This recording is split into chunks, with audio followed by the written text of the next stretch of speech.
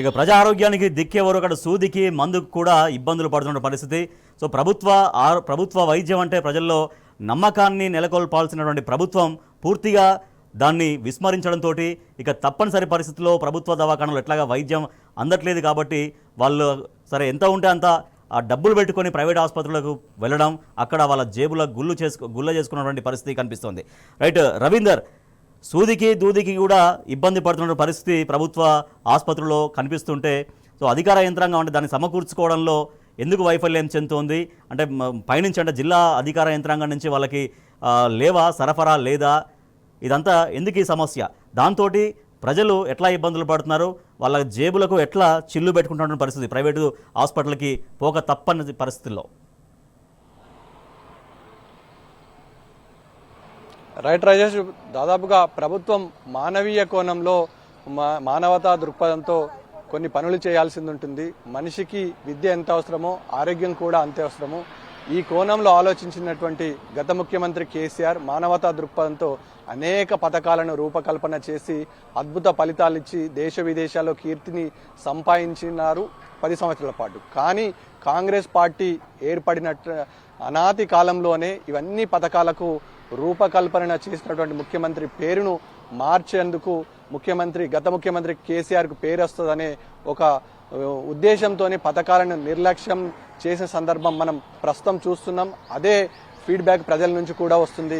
ఇది మనమనే మాట కాదు, సామాన్య మానవుడిని ఎవరిని పలకరించినా ఇది కేసీఆర్కు పేరును చెడగొట్టడానికే రేవంత్ రెడ్డి ఇలా చేస్తున్నాడని ప్రతి సామాన్య మానవుడు, రైతు బంధు నుంచి వాళ్ళ బస్తీ దవాఖానా వరకు అదే మనిషి అదే మాట అన్న సందర్భం స్పష్టంగా కనబడుతుంది.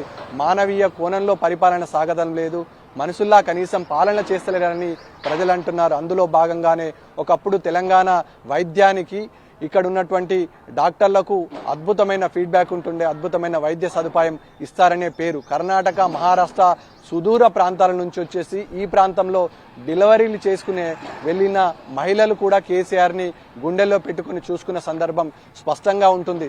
నిజామాబాద్కు ఆనుకొని ఉన్నటువంటి మహారాష్ట్ర, కర్ణాటకకు సంబంధించిన ఎవరైతే మహిళలు ఉన్నారో ఇక్కడ ఉన్నటువంటి నిజామాబాద్, అదేవిధంగా ఇక్కడ ఉన్నటువంటి కామారెడ్డిలో ఉన్నటువంటి దవాఖానాలలో సుఖప్రసవాలు జరిగి ఇక్కడ ఫ్రీగా డెలివరీ చేస్తారు, మంచిగా ట్రీట్మెంట్ అందిస్తారనే ఒక ఉద్దేశం ఉంటుండే.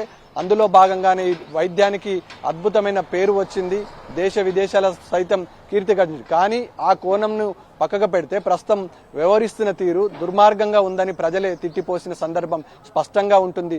ఏ దవాఖాన చూసినా ప్రస్తుతం పారిశుద్ధ్య లోపమే దవాఖానలో కనబడుతుంది. కనీసం మెయింటెనెన్స్ లేక ఇబ్బందులు పడుతున్నారు. డాక్టర్లను పూర్తి స్థాయిలో నిర్లక్ష్యం చేయడం జరిగింది. ఏ ఒక్క వైద్యుడు కూడా సర్కారు దవాఖానలో సక్రమంగా ట్రీట్మెంట్ అందించిన పరిస్థితి కనబడతలేదు. ఉదయమైనంగా రావాల్సిన డాక్టర్ ఎప్పుడో వస్తుండు, కనీసం ట్రీట్మెంట్ అందించే డాక్టర్ ఏ టైంలో ఏ డాక్టర్ డ్యూటీ అని అందిస్తారు, దానికి సంబంధించిన విభాగాలు ఏందనే విషయం పూర్తిగా వైద్య విధాన పరిషత్, వైద్య ఆరోగ్య శాఖ కుప్పాయిందని చెప్పవచ్చు. ఎక్కడ చూసిన నిర్లక్ష్యమే కనబడుతుంది.